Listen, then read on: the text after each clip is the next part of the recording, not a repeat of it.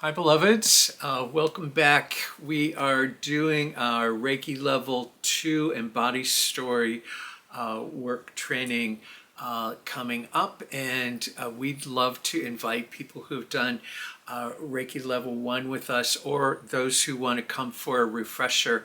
What we're going to do is we're going to compact a whole lot of material into a whole one-day thing. In the past, we've always done Reiki Level 2, which is kind of about developing your intuition and giving you some tools around that, and then doing a separate class, a mastery class. We're going to put the mastery class and Reiki Level 2 together and give you a whole bunch of tools so that you can support your own personal healing journey and take it a bit further, and have those tools to use as practitioners.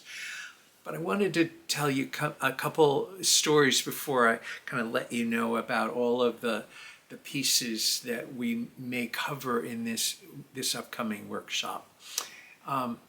So, during the early AIDS years, I got the privilege of going around the country and meeting people who were long-term survivors of AIDS at that point in time.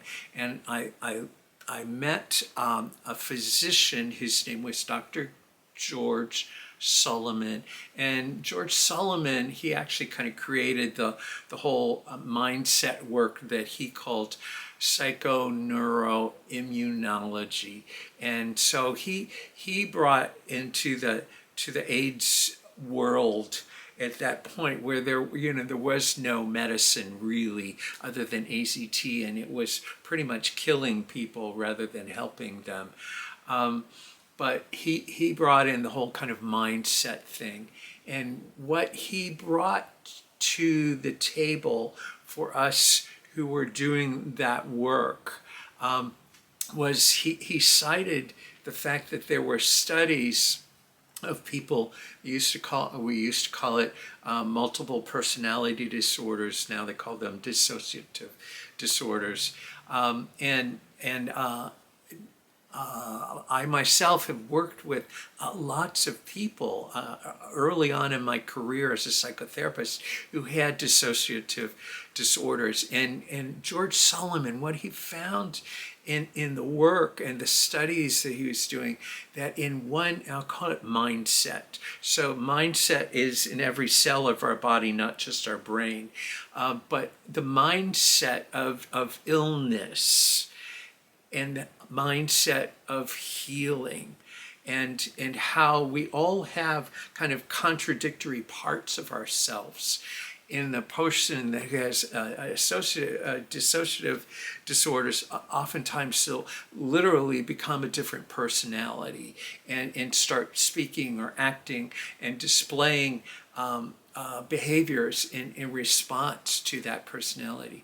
What George Solomon found was that, let's say, some of the studies looked at that people who had diabetes, who also had dissociative disorders, and when they were in one of their altered personalities, or not their core personality,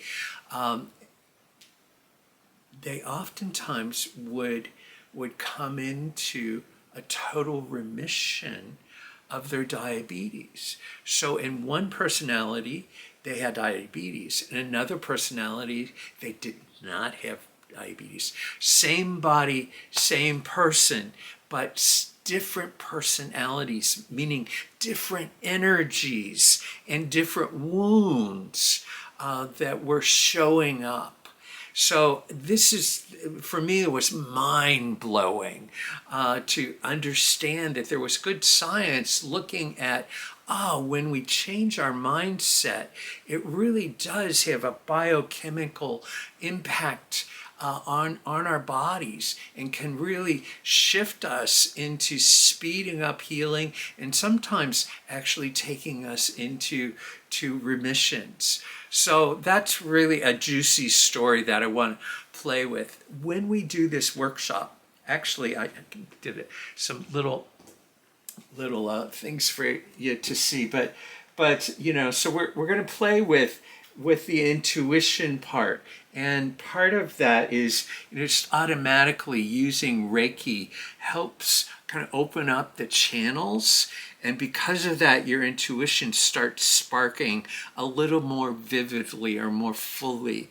Has been kind of the experience of people throughout the time that Reiki's been around and brought back. So we're going to play with distance healing, so sending healing energy out across space and time for people. One of the stories I love to tell is somebody who called and asked for some distance healing, and she'd had shadows on a breast examination, and she was really, really worried and asked for us to send energy to her. And when she went back to her physician, the shadows had gone away. So can I tell you for sure that it was the Reiki? No, I can't. But can I tell you that the intention for her, one, asking for help, two, knowing that she got support, and the energy of Reiki, which is healing. When you put all that together, things happen, juices flow, healing happens, freedom happens, and overwhelming sense of well-being can happen. So juicy story. So we're going to play with distance healing. We're going to talk more about Yeshui, passed the baton and did that passing of energy to Takata, who then brought the information about Reiki to the United States. So we're going to play out her story a little bit more, and we'll do an attunement for you on Reiki level 2, and you'll learn about all of the symbols and how the symbols were used and how that revelation Yeshui got helped him in helping people reveal the truth that's going to set them free, as well as just passively receive the energy that's going to support the healing process. And if we have time, we're going to go through some other healing techniques. So a Gestalt healing technique, even a hypnotic induction technique, and one that I created myself years ago called an emotional deconstruction exercise.